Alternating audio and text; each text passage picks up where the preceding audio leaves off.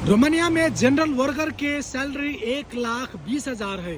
Government तोकने है, सरकार तोकने है कि जे जनरल वर्कर है वो सैलरी 1,20,000 है, लेकिन अहाँ के मिले से हाथ में 80,000, 90,000, 1,00,000 कैला कि वही में आके रूम भाड़ा कटी है, टैक्स कटी है ना, डॉक्यूमेंटेशन चार्ज सब कटी है। ये सब काट खोट के, ये सभे चार्ज काट के अहाँ के हाथ में 80,000 आवे छै, 90,000 आवे छै, 1,00,000 आवे छै।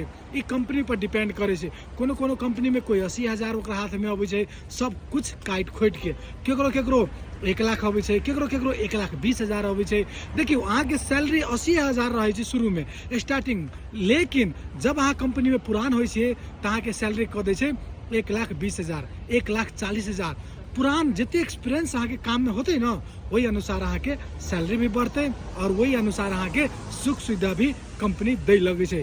तो साथ ही सब रोमानिया में अगर नॉर्मली यहाँ सब कमाई करे के सोच रहा छी कते कमाई होते तो 80,000 से स्टार्टिंग है, ऐसे कम केकरो सैलरी नहीं है। ओके, रोमानिया में लोग सब पैसा कते कमाई छै, सबसे बड़ा सवाल अभी ये है। साथ ही साथ अगर रोमानिया में यहाँ आवे छे, अगर अहाँ के कोनो काम पता नहीं है, जना कि जनरल वर्कर में यहाँ आवे तो अहाँ के सैलरी 80,000, 90,000, 1,00,000, 1,20,000 ऐसे ऊपरे रहते, ऐ के बीच में रहते। ओके, ऐसे कम सैलरी रोमानिया में केकरो नहीं है जनरल वर्कर के। ओके, बहुते साथी सब कहे छे हमरा कोनो काम पता नहीं है, हम रोमानिया आबे चाहे छी, हमरा कते पैसा मिलते, कते कमाई हम कर सके छी।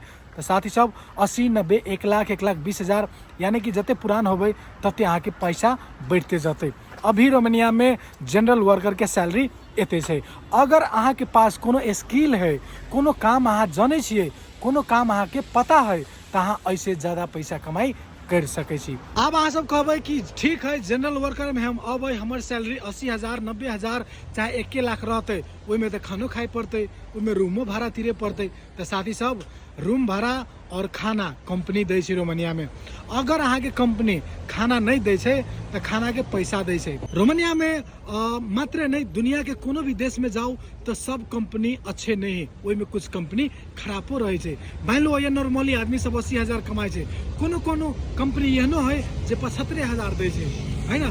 75,000 से कम तो कोई नहीं दै छै। तो एगो चीज हम सबके ई कह चाहब कि हर देश में सब कंपनी अच्छे नहीं और सब कंपनी खराबे नहीं। रोमानिया में भी बहुत एहन कंपनी है जो बहुत अच्छा है, आदमी सब अपन लाइफ बना लेके में काम करके, लेकिन बहुत एहनो कंपनी है वही कंपनी के वजह से आदमी देश छोड़ के दोसर देश चल गए। कोई पोलैंड गए, कोई स्विट्जरलैंड गए, कोई डेनमार्क गए, कोई इटली गए, है ना, कोई स्पेन गए। तो साथ ही सब ये सब कंपनी अच्छे नहीं और सब कंपनी खराबे नहीं, जना सब कंट्री में एनाहिते से।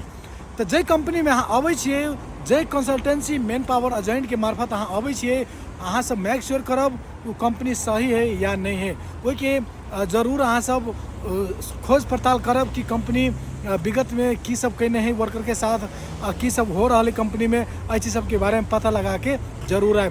लेकिन सबसे इम्पोर्टेंट बात है ये से डायरेक्ट कंपनी में नेपाल से नहीं अबै छै आदमी सब, बहुत कम मात्रा में अबै छै। अइया ज़्यादातर आदमी सब सप्लाई में अबै छै।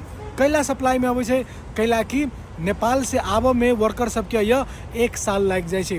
कोनो कंपनी में अभी वर्कर चाहिए और आदमी अगर नेपाल से मंगाते तो ओकरा 1 साल अभी में लगते, तो कि वो कंपनी ताले बंद करके रखते नहीं।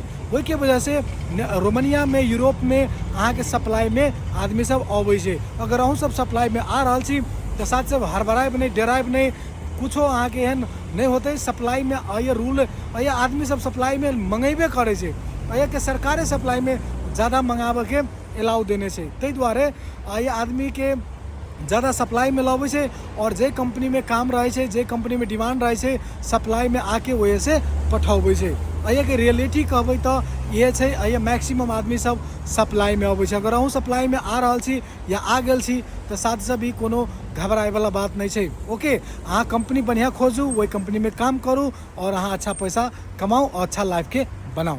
Thank you.